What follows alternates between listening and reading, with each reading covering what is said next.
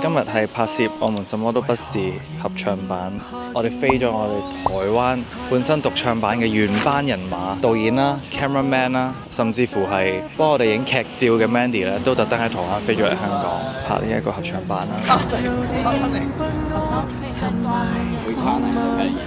我今日嚟拍馬天佑嘅 MV。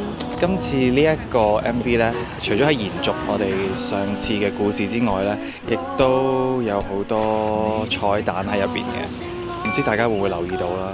分享咗好多一啲我嘅諗法俾導演，咁佢哋都喺 throughout 成個 MV 裏邊嘅設計都放咗好多少少嘅牽示俾大家。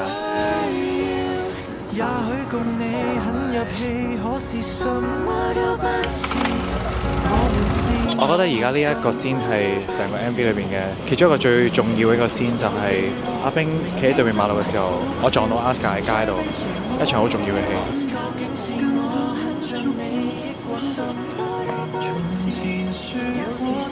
後其實綠燈嘅時候，我哋上一次拍呢個係幾耐之前啊？兩個零月咯。差唔多。